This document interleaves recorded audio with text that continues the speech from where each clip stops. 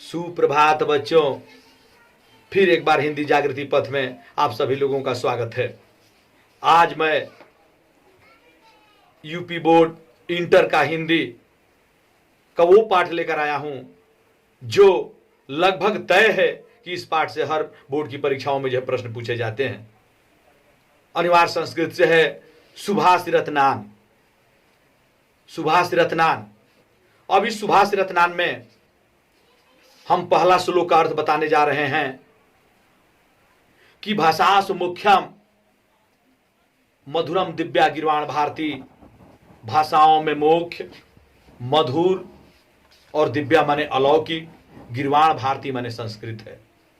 यानी कि भाषाओं में मुख्य, मधुर और अलौकिक जो है संस्कृत है। तस्या ही मधुरम काव्यम, उसमें भी मधुर काव्य है। तस्मादि सुभाषितम, और उसमें भी सुंदर। सुभाषितम माने होता है सुंदर वचन है। तो एक बार और अर्थ इसका देखिए कि भाषाओं में मुख्य, मधुर और अलौकिक संस्कृत है, और उसमें भी मधुर काव्य है, और उसमें भी मधुर सुंदर वचन है। श्लोक नंबर 2। सुखार्थिन कुतो विद्या, कुतो विद्यार्थिनम सुखम।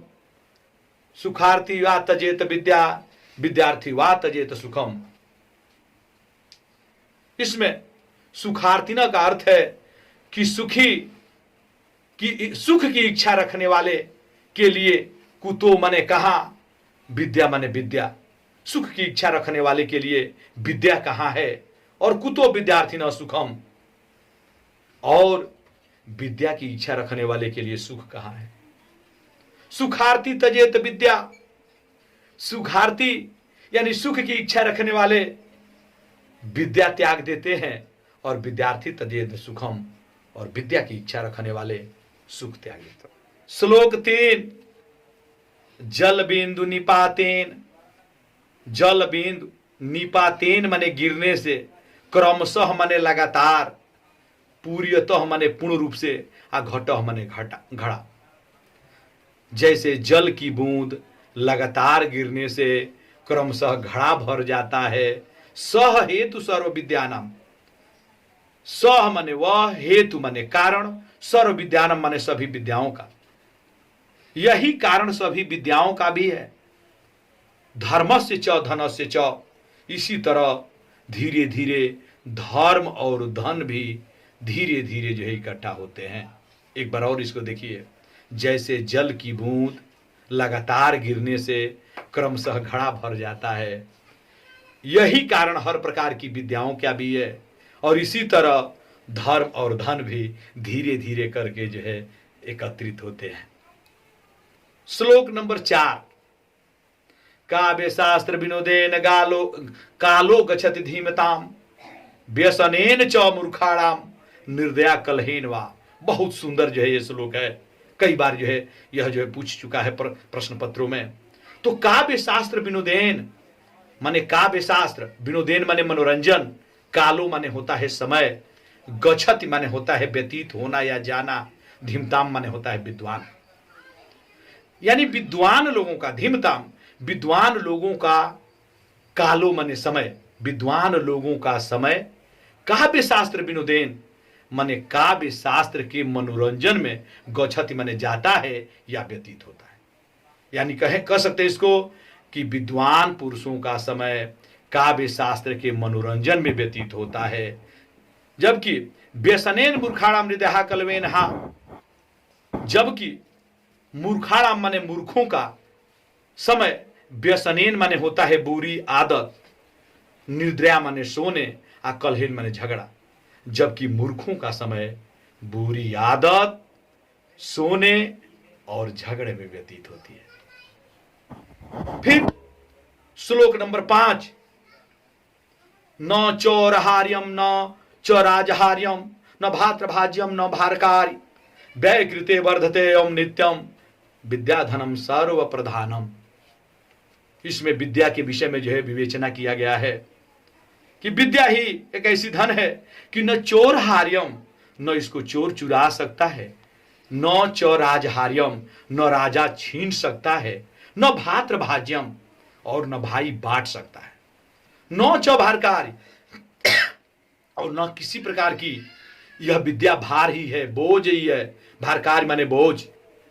व्यय कृते वर्धते, यह हमेशा, नित्य माने हमेशा, व्यय कृते हमेशा खर्च करने पर बढ़ती है।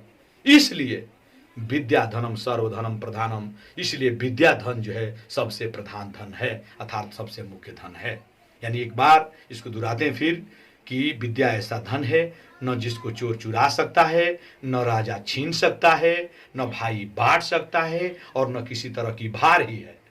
यह विद्या ऐसा धन है जो व्यय कृते वर्धते, खर्च करने पर बढ़ती है हमेशा। इसलिए विद्या धनम सर्वधन प्रधानम, इसलिए विद्या धन सब सर्वश्रेष्ठम प्रधानम, यानी सबसे प्रधान धन है।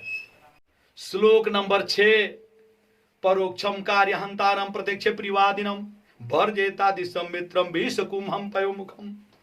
इस श्लोक का अर्थ है परोक्षे माने छिप कर, कार्य हंतारम माने कार्य माने कार्य, हंतारम माने बिगाड़ना, प्रत्यक्षम माने सामने, प्रियवादिनम माने प्रिय बोलते हैं।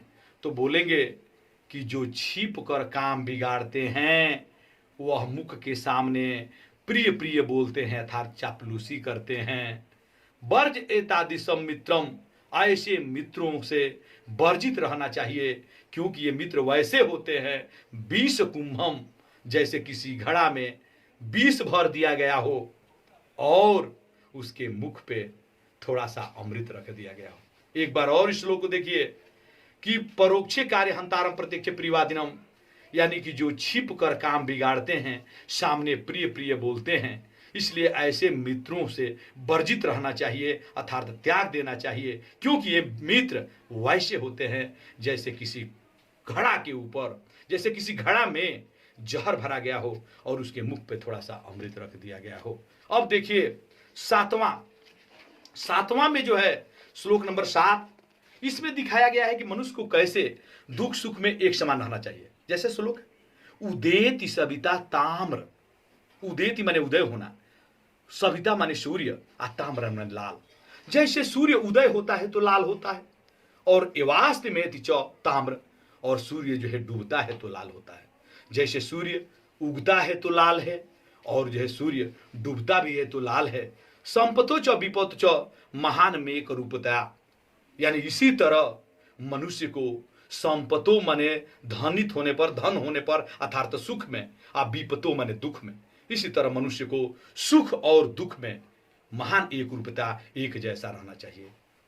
एक बार और इसका अर्थ देखिए समझने के लिए कि जैसे सूर्य डूबता है तो लाल होता है, सूर्य उगता है तो लाल होता है, इसी तरह दुख और सुख में भी मनुष्य को एक समान रहना चाहिए।